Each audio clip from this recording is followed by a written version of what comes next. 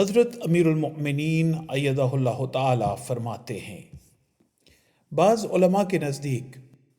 مالک یوم الدین کی دوسری قرأت ملک یوم الدین بھی ہے، لیکن علامہ فخر الدین رازی کہتے ہیں کہ مالک یوم الدین کی قرأت کو ترجیح دیتا ہوں۔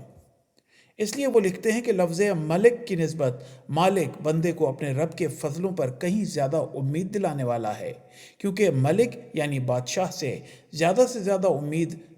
جو رکھی جا سکتی ہے وہ عدل و انصاف ہے، اور یہ کہ انسان اس سے کلیتاً بچ جائے،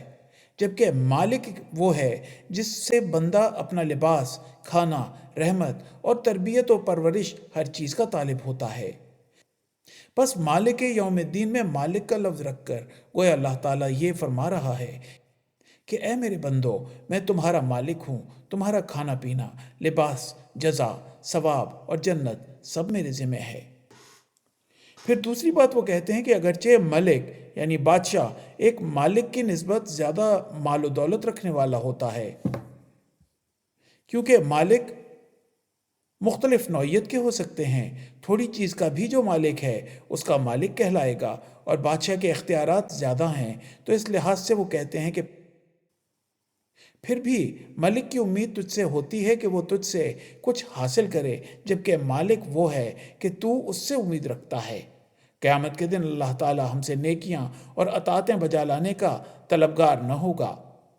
بلکہ یہ چاہے گا کہ ہم اس سے طلبگار ہوں کہ وہ محض اپنے فضل سے ہم سے عفو اور درگزر اور مغفرت کا سلوک کرے اور ہمیں اپنی جنت عطا فرمائے۔ اس لیے امام کسائی کہتے ہیں کہ میں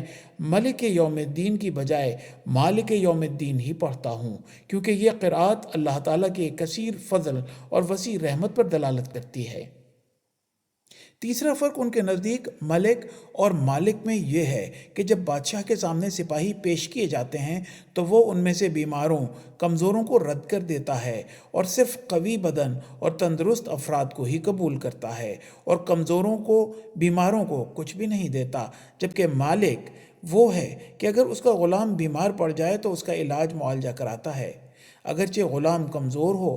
تو مالک اسے خلاصی دلاتا ہے۔ بس ملک کی بجائے مالک کی قرأت گناہگاروں اور بے سہاروں کے لیے زیادہ مناسب حال ہے۔ چوتھا فرق ملک اور مالک میں یہ ہے کہ ملک بادشاہ میں